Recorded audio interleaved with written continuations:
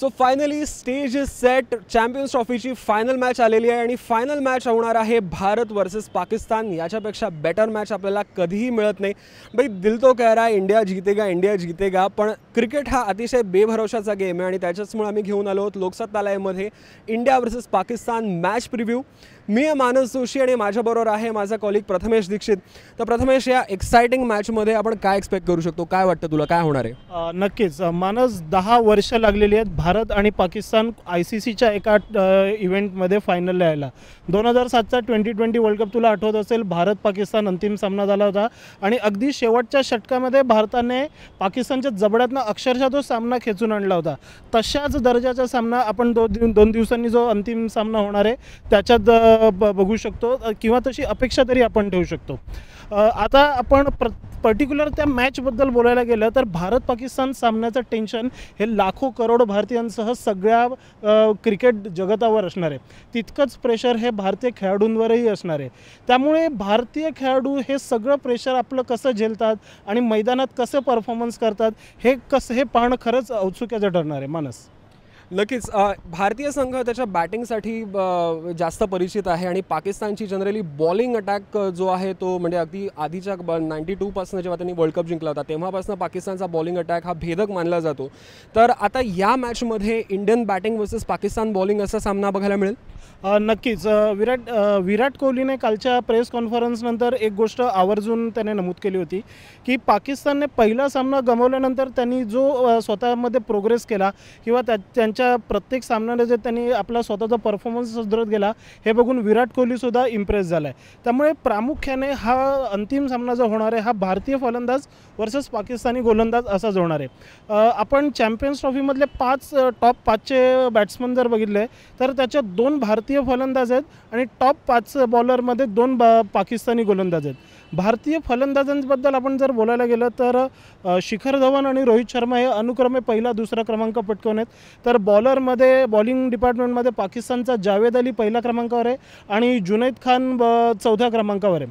तर हा सामना हा पाकिस्तानी बॉलर वर्सेस भारतीय बॅट्समन होणार आहे. भारतीय बॅटिंग लाईनअप आपण जर बघितलं तर ही पहिल्या सामन्यापासून ते सेमीफायनलपर्यंत ही सेट झालेली बॅटिंग लाईनअप आहे. भारताचे दोन्ही सलामीवीर हे फॉर्मात आहेत, प्रचंड फॉर्मात आहे. ते म्हणजे की त्यांनी संघाला एक सॉलिड लाईनअप सॉलिड स्टार्टअप करून दिलं तर त्यांना लगेच आऊट करणं हे कुठल्याही खेळाडूला जमत नाही. तू बांगलादेश विरुद्धच्या सामन्याचं उदाहरण बघितलंस तर पहिली जोडी फोडायलासुद्धा बांगलादेशला खूप वेळ लागला होता. बांगलादेशचा बॉलिंग लाईनअप हे तुलनेने चांगलं होतं, तुलनेने तगडं होतं, तरीही भारताची पहिली जोडी फोडायला त्यांना अपयश आलं होतं. त्यामुळे जावेद अली असेल, जुनैद खान असेल, हे बॉलिंग लाईनअप अंतिम सामन्यात कसं काम करतं किंवा ते या दोघांबद्दल काय लाईन अँड लेंथ चे बॉलिंग करतात हे बघणं खूप महत्त्वाचं ठरणार आहे. मानस, नक्कीच. पण आता भारताच्या बॉलिंगविषयी काय तू सांगशील? कारण काय केदार जाधवची कामगिरी आपण गेल्याच मॅचमध्ये बघितली होती, 2 विकेट्स त्याने काढल्या होत्या. भारतीय बॉलिंगविषयी काय म्हणणं आहे तुझं? नक्कीच मानस, म्हणजे मी एक असं गमतीने म्हणेन की रवींद्र जडेजा आणि R अश्विन हे आपल्या सिलेबसमधले प्रश्न आहेत तर केदार जाधव हा आउट ऑफ सिलेबस आहे. तू मागच्या वर्षी तुला न्यूझीलंडचा दौरा आठवला असेल तर न्यूझीलंड विरुद्धच्या वनडे सामन्यांमध्ये महेंद्रसिंग धोनीने त्याचा बऱ्याच वेळेला केदार जाधवचा उपयोग केला होता.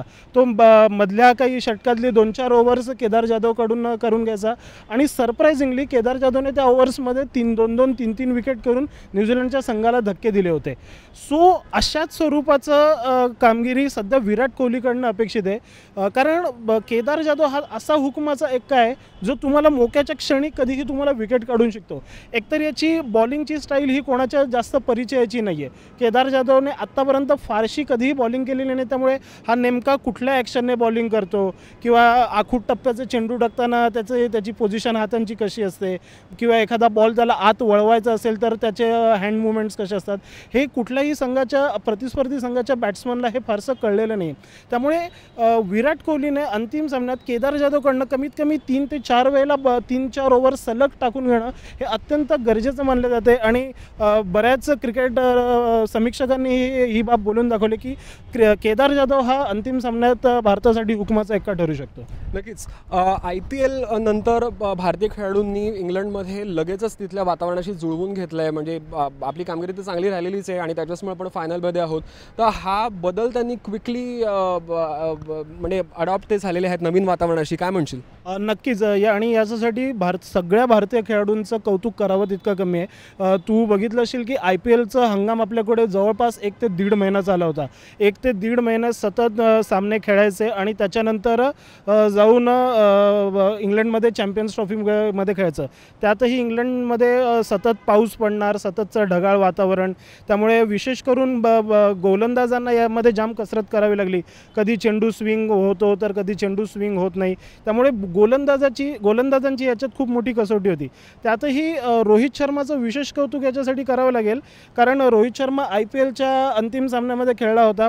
जरी IPLमध्ये त्याला फारशी चमकदार कामगिरी करता आली नसली तरी त्याच्यानंतर तो चॅम्पियन्स ट्रॉफीमध्ये येऊन त्याने खूप चांगली मागच्याच सामन्यात त्याने एक शतक केलं. त्यामुळे एवढे सगळं धकाधकीचं शेड्यूल सांभाळूनही भारतीय खेळाडूंनी स्वतःचा फॉर्म कायम ठेवला आहे. हे नक्कीच काबिले तारीफ आहे. आणि ती फायनल मॅच ओव्हलमध्ये होणार आहे, तर ओव्हलची खेळपट्टी कोणाला साथ देईल, काय वाटतंय? ओव्हल आत्तापर्यंत चॅम्पियन्स ट्रॉफीमधल्या सामन्यांचा इतिहास जर तू बघत गेलास तर बॅटिंगला प्रत्येक खेळपट्टी साथ देते असं आपल्याला दिसून येतं आहे. मॅच अजूनही 2 दिवसांवर आहे. पिच कंडिशन्स काय आहेत, वेदर कसं असणार आहे याची नेमकी माहिती अजूनही आपल्याला कळली नाही. पण आत्तापर्यंत चॅम्पियन्स ट्रॉफीचा जसा इतिहास राहिलेला आहे तसे अंतिम सामन्यातही फलंदाजांना ही खेळपट्टी साथ देईल अशी आपण आशा करूया.